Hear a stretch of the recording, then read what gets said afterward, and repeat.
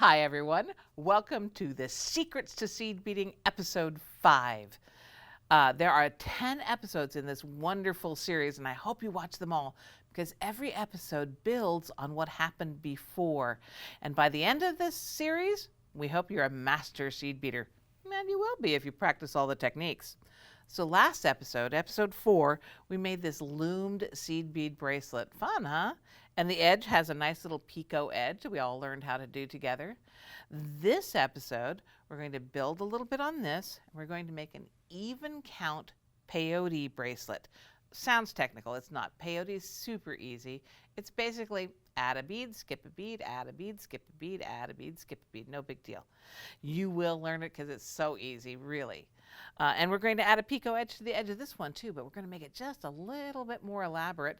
And we're also going to add a double pointed end on this to attach your clasp. So we're growing some more for episode 5. Hope you love this. Now, when I got started ready to make a heartbeat bracelet, the first thing I thought was, well, what does a heartbeat actually look like? So I went online and I downloaded a normal sinus rhythm so that I had some idea which way the points and all the things are supposed to go. So that bracelet was reasonably accurate. Of course, you can't do that perfect in seed beads, so I came close. And I got out my graph paper, my Peyote graph paper, which is downloadable at firemountaingems.com, and then you can just print out as many sheets of paper as you need. Peyote graph paper. That's important because peyote is different than what we used on the loom last time. The loom, all the little bubbles were lined up square with each other. On this one, the bubbles are all diagonal to each other. There's a huge difference. Get the right kind of graph paper. So all I had to do was draw out my pattern using my normal sinus rhythm as an inspiration. And each bubble here represents a bead. This black line is actually white beads. I didn't have a white colored pencil. And of course my heart.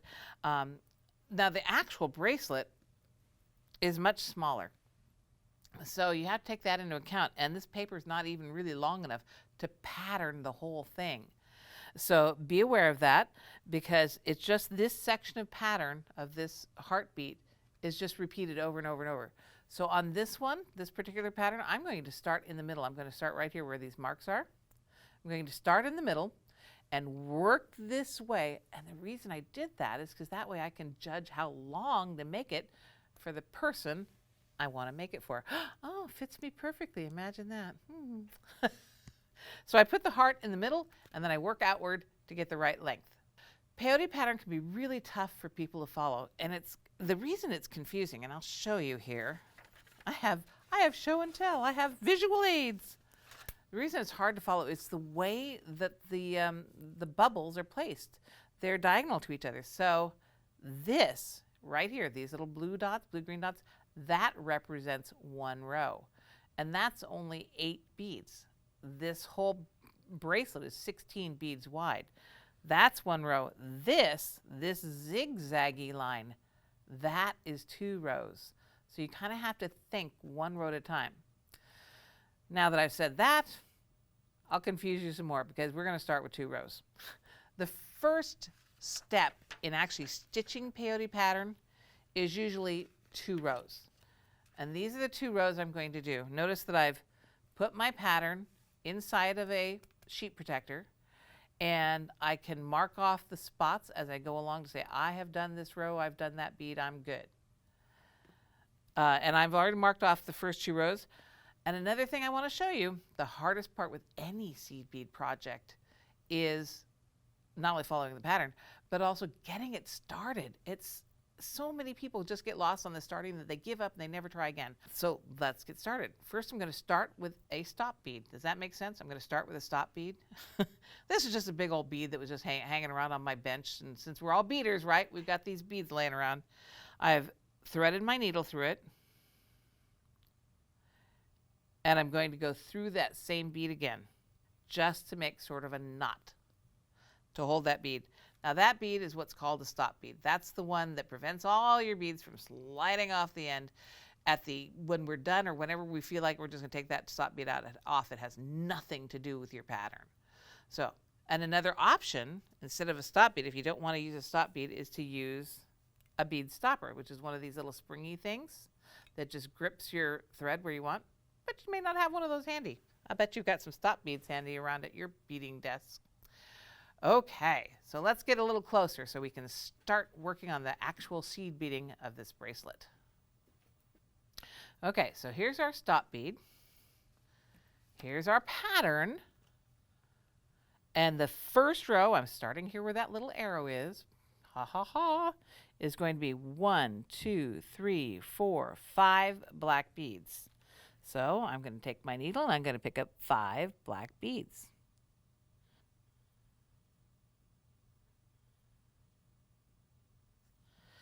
And then I've got 1, 2 white beads. 1, 2. Then it's 1, 2, 3 black beads. 1, 2, 3. And this is the first 2 rows. And then I've got 1 red, 1 black, 1 red. So red, black, red, and 1, 2, 3 black beads. And those are my first 2 rows of peyote. 1, 2, 3 black beads. So I've added 2 rows here. And I talked about up beads and down beads. And you see that after we've added 1 row, we've got some beads that kind of pokey up and some beads that are pokey down. Those are our up and down beads. And once you've got your up and down beads established, it's really easy. But when they're like this and there is no up and there is no down, that can be really confusing for people. So what I'm going to do is I'm going to take a head pin. This is a really fine head pin. It's like a 24 gauge wire. Head pin or 24 gauge some wire, some little piece of wire, whatever's handy. And I'm going to force some up and down beads. I'm going to just go through my beads, every other bead with this wire. So I will go through. So I'll go through a bead, and it's kind of like doing peyote stitch. Skip a bead, go through a bead, skip a bead. Am I in the center? Skip a bead, go through a bead, skip a bead, go through a bead.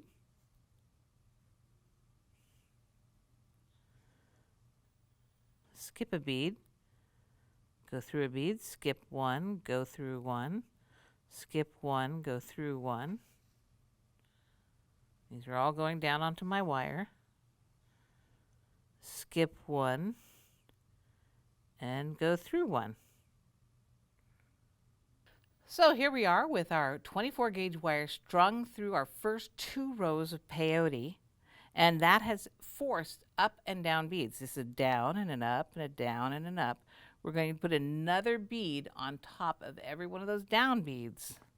And the first one we need is a black bead. So I'll pick up the black bead and I'll go through the up bead. And that black bead then is supposed to lay right on top of the original black bead. And that should look pretty familiar because that should look like the T shape we had at the beginning of the traditional peyote start. A little bit odd because it's got a wire sticking through it, but that's that original T shape on the traditional method. Now again, we're going to skip this bead. We want a bead on top of that one. So that is going to be a red bead. We're going to do 3 red beads in a row. Pick up a red bead, go through the up bead.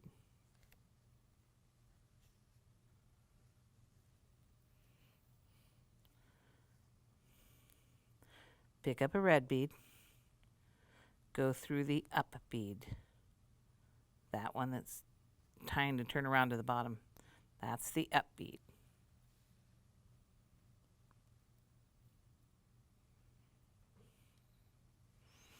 Pick up a red bead, go through the up bead. That one right there.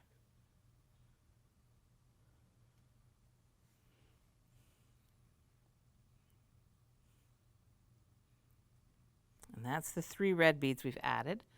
The next bead is a white bead. Pick up a white bead, go through the next up bead. That's that one right there. And then we do 1, 2, 3 black beads. So black bead, go through the up,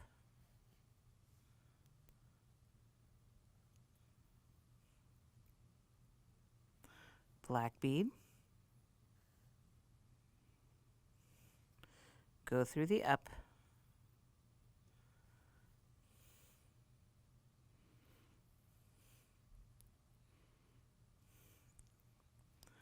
black bead, and this is the very last up bead, which is kind of hanging out here by your starter bead. Go through that up bead. Now that is 3 rows of peyote, and I pulled the wire out, and that's okay, because now you've got it started. I probably would have waited another turn to get the wire out, but that's okay. So that is our first 3 rows of peyote. Now we're going to turn around and come back, and I'm going to be adding a bead right there. So I'm going to turn this around in my hand, literally, because I'm right-handed. I'm actually going to take this stop bead off because it annoys me. Here's my tail. There's my working thread. My working thread. Pick up a black bead. Go through the up bead. The ones we just added have now become our up beads. Now that I've got that more locked into place, I want to show you where we are on the pattern. So here's our pattern. We did the first 2 rows that was on the wire. We did the 3rd row, which is that one, that one, that one, that one, that one, that one, that one, that one. And we're coming back now this direction. So I need 1, 2, 3 blacks, and then a white.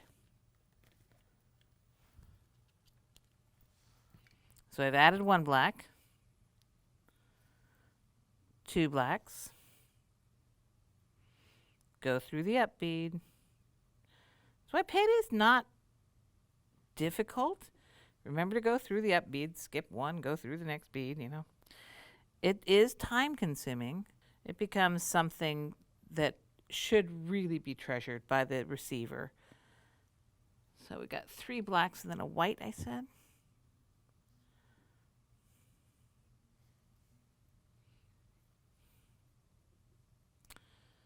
And then 1, 2, excuse me, I have to look at my pattern. White. And then 1, 2, 3 reds. 1, 2,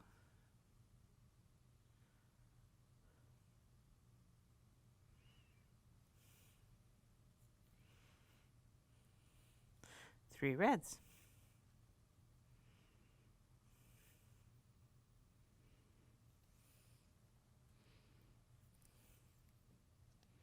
And a black. Oh, we're going good now. Turn it over, go the other direction. This time I'm going to start off with, let's check the pattern. This pattern is kind of hard because of the variability of that heartbeat in there. So the one we just finished was this black, 1, 2, 3 red, and a black. Coming back, we're going to do black, 1, 2, 3, 4 reds, and a black. Oh, excuse me, and a white. Black, 4 reds, and a white. If you can keep that in your head long enough while you're talking to people on camera, you're in good shape. So black, red, get that tail out of your way, red,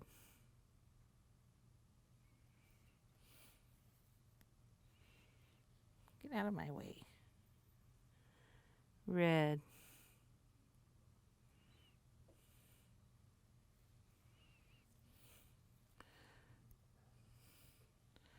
Red.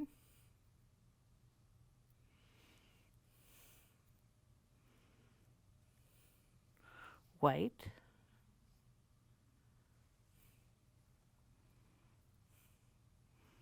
And let me double check that. So I'm coming back this way. I did black, 1, 2, 3, 4 reds, a white, and now 2 more blacks. This is a pattern I check frequently because of that crazy heart bead in there. Make sure I don't mess up. I've actually seen them actually written out too, so they're not on a graph paper, but they're written like 1 black, 4 red, 3 white, you know. And there we go. I think you've got the gist of it. We'll just keep going back and forth, following our pattern, and we're ready for the next row. And when you keep that going, putting in all the love and wonderfulness into that pattern, eventually you get to this point, which does take quite a lot of time, which is why I say this is a project of love, because this is, I'm sure it probably took me about 2 hours to get to this point, which is why I made it kind of short. This is going to be for a tiny person's wrist because it wouldn't fit me. But I do want to show you how to finish now. So at this point, I want to make 2 triangle shapes here. That will be the attachment for my clasp. So I need to show you how to reduce this. And that's also a very important peyote technique, is how to reduce a stitch. So normally when we come back at this point, we'd put a bead right here. But we want to reduce. And so I don't want to put a bead here. I want to put a bead here. But I don't want my thread showing, because if I went through here, that thread would show. So to make the professional look you want, you need to hide that thread. So to hide the thread, we're going to do a fun turnaround. This is also important when you're doing uneven peyote, but right now it's even count peyote. We're just hiding the thread. So instead of going through here like you'd think you should, I'm going to go through the bead below. I hope you can see that. The bead below right there. Go through that one. And my ultimate goal is to be coming out this bead and going this direction. So if you get lost, just remember that. So I went through this bead. I'm going to go through this white bead diagonally below that one. And as I do that, all the threads, see if I can show it here. As soon as I get it to let go of this thing. Eek. See my great little pointer? I got my thread caught up in there. Of course I did. There we go. Get that little pointer out of my way. Okay. Okay, so I went through that white bead, and as I pull that through, look where my thread goes. It's going to go in the groove, the gully, the alley between the beads and disappear. That's the key. Now I'm going to go up through the bead right above it, going this direction so that my thread will land in the gully again. It's all about hiding the thread. That's how you get that professional look that shows you how much love you put into this. I'm trying to do it in a way that you can see. I'm not being very successful. Okay, I'm going to turn it upside down the way I want to. Going through that bead there. Can you see that? That bead right there. And then as I pull it through, the thread is going to hide in the gully. Gone. And now I can finally go through the bead I want, which is this one right here. But I'm going the correct direction, and the thread goes in the gully. Is that cool? And now I'm going to add a bead, because this is where I wanted that bead all along. And I'll go through the next up bead. I'm going to add another bead, another black bead. Go through the next up bead.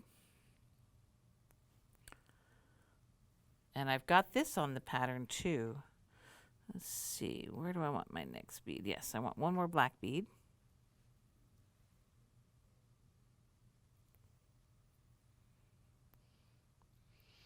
Go through there. And you can see I've got this on the pattern. So I'm at, what did we just finish? We just had this row here is what I'm doing right now. Now I've got to skip a bead. That's an empty space. And we got to go over here. So to skip that bead, again, I don't want to just string right across, straight across. That would show a thread. So I'm going to go down, hide the thread in the gully, and up.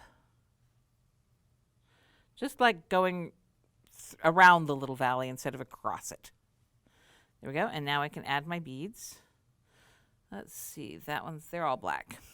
Black, black, black. A black one. A black one.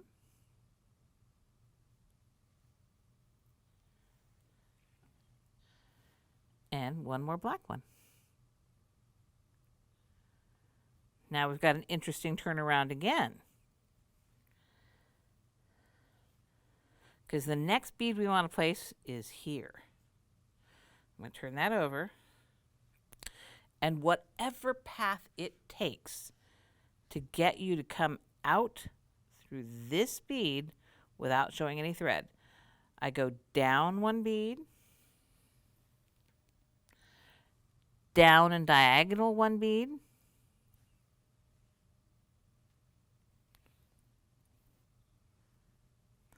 up one bead, only one, not all of those beads, up one bead, hiding the thread in the gully, and out through the bead that was my target. Ta-da! And now we'll add a couple more black beads. A black bead, a black bead,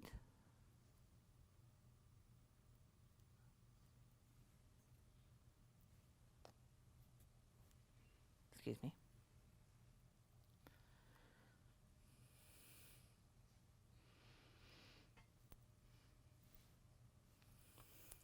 and now we're at that valley again. Same thing as before. We're just going to make our thread go down and back up the valley so that it's not showing by going across. So I'm going to go down diagonally through both of these beads. Like that. Up through both of these beads.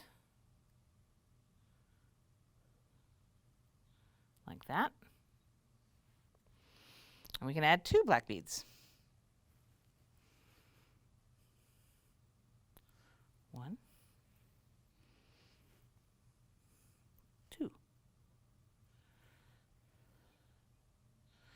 Now I think you can see what my goal is. My goal now is to put a black bead there. So I'm going to turn this over in my hand.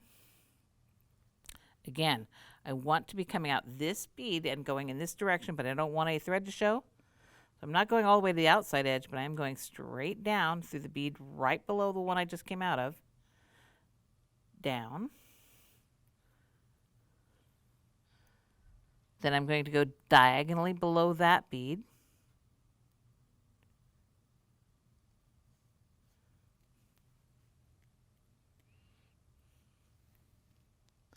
Hiding all my threads in the gullies. Up through the bead just directly above the bead I just came out of.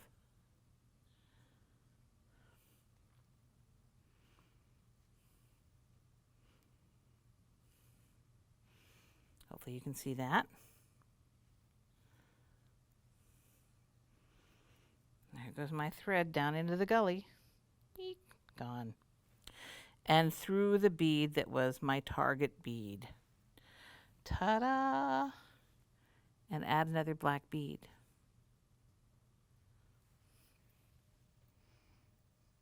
So there's my first point.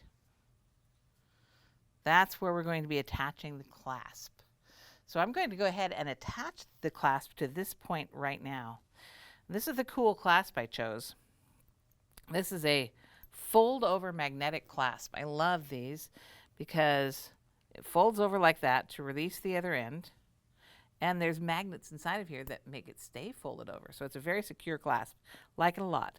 On the back, we've got a hollow here, and that's where the stitching goes through. There's a couple little tiny holes. If I put my red fingernail under there, you can see the hole. Oh, well. and also be aware that with peyote stitch, pattern's the same on front and back. So you don't need to worry about which side you're attaching it to until you get the second end put on. So what I want to do is I want to go around and around this tip bead, this one that's at the tip of my triangle. So again, I've got a target. I've got to be coming out this top bead without showing any threads. So I'm going to go down below the one I just came through.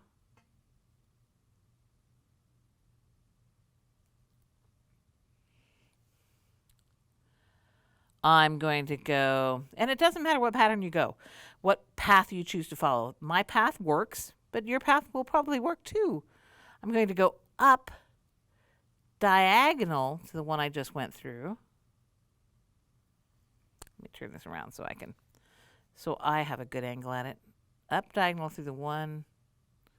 Let's see, I just came through. Where did I come through? Oh, I just came through that one, so I'm going to go up diagonally through this one. Okay.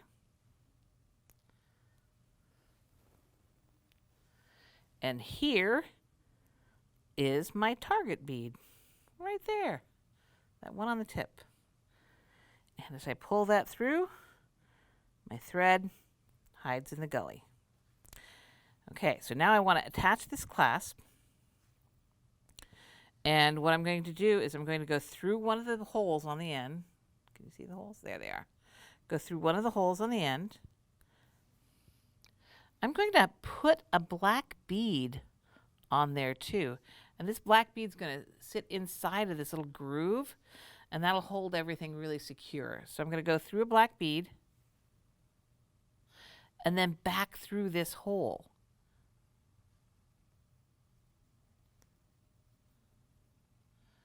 And that pulls that all tight up here, attaching my clasp. And then I just go pass through those beads several times.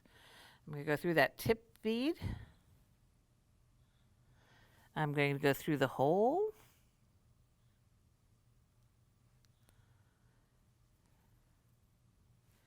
And with great dexterity, I will go through that bead that's hiding in the groove again. Go through the bead,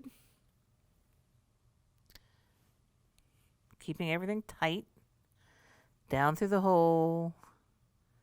I like to do this at least 3 times because I love Fireline. It's a wonderful thread, super strong, but I like to have at least 3 passes of it to make me feel like my bracelet is nice and secure. Bracelets can get a lot of wear and tear and tugs and pulls, so I just keep going around that path, through my bead, through the hole, through that interior bead,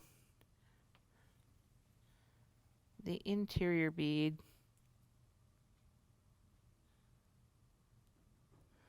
and that can be a challenge, is getting through that interior bead. With my amazing dexterity, I did it! Yay! Try and keep it where you can see it. And through the hole. And I believe that will be 3 passes now. And half my clasp is attached. So now I want to put on the other half. So I need to get over to this point, which I haven't even added yet. So I'm going to go through my tip bead here. I'm going to go down the valley, going through all 3 of these diagonal beads, 4 diagonal beads, through all of those to get to the bottom of the valley, back up the rest of the valley, coming out my target right there is my target. Add one more black bead.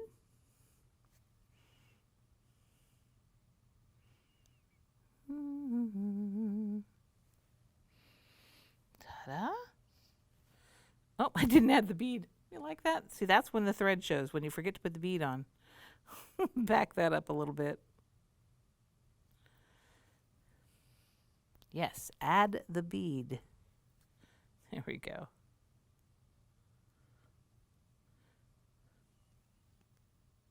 Ouch. Ooh, you know, I forgot something very, very important I meant to tell you all at the beginning. Another one of my amazing secrets to seed bead success. If you make a mistake, you don't always have to get worried about it and fix it. I want to show you something wonderful. I'll show you in just a second. So I went down through the bead below. Remember, this is my target. I can't go directly up there. Yes, I think I can. I just want that thread to go into the valley there, the alley. There we go. And there's my target. I'm out my target bead. So we're going to do the same thing on the other side that we did here. Through the hole. Pick up a black bead.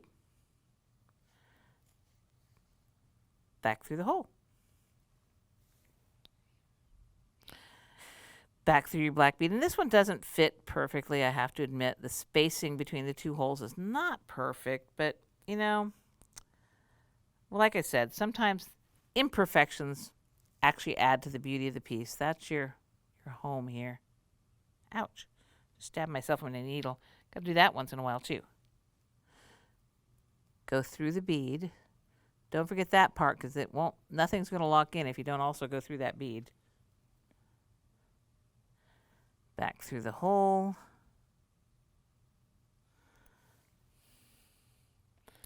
Back through this bead, the little tip bead. Ouch. Not through my finger. Up through the hole. And through the bead. Hey, I got that all at once? No, I didn't. I tried. Through the hole. Through the bead. Notice how that bead hides in there so nice. You can't even hardly see it. And back down. And that will be 3 passes. There we go. And now we've got our 3 passes on for that clasp. We'll go back through this bead and down to the edge. There we go. So let's do the finishing touches on this bracelet. The last thing we want to do is add that really neat picot edge on it. Okay, I've reset the beads. It's really hard to tell because they're just red and black beads again. But I'm giving you a warning. These are size 15s. The others were 11s. So these are itty bitty bitty bitty beads. And we're going to use those for that neat picot edge on here. It's pretty the way it is. You don't have to put that edge on, but it adds that little pièce de résistance, that little bit of je ne sais quoi. Looky, I almost know French. Okay, so we're going to put a little picot edge on there. We did that with our loomed bead. This is going to be a loomed bracelet. This is going to be a little bit different.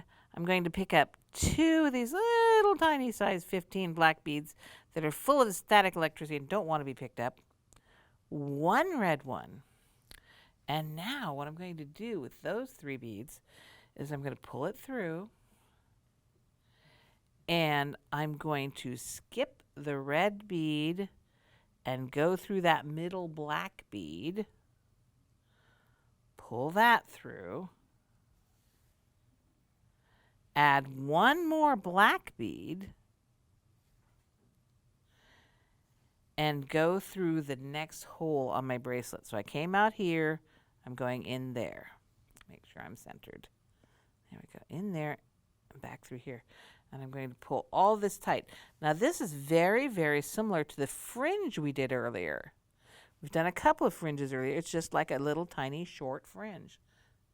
So the red bead is stopping them all, and these little 3 black beads are make a little picot edge.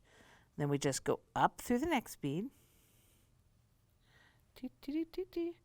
Add 2 itty bitty blacks, 1 itty bitty red. go through the middle black bead, skipping the red bead. Add one more black.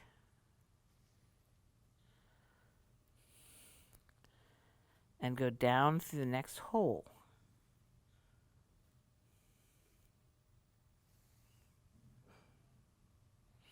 Pull all that tight, and there's another little tiny picot. Those are picot edges, and they just add that finishing touch. Let me do one more. Up through the next bead. This is easy too. It just takes a little time, and it adds so much. 2 black beads, a red bead. Pull that down. Go through the middle black bead, skipping the red. Add one more little black bead, and down through the next hole.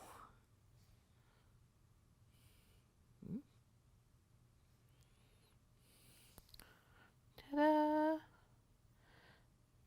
And there's 3 little picots. And of course, we would do that all the way down, just like we did with this bracelet. And when we get our last picot on and we're ready to tie it off, just like all the other seed bead projects I think I've shown you so far, we would just weave this thread in and out, in and out, in and out until we feel it secure. Melt it with my little thread burner to cut it off, and we are done. And we have a beautiful keepsake bracelet that is full of love and maybe some wishes for good health. Next time, for episode 6, we're going to add to what you've already learned, and we're going to work on this necklace. Isn't that cool? Geometric ombre with a red agate horn and some filled tubular netting stitch.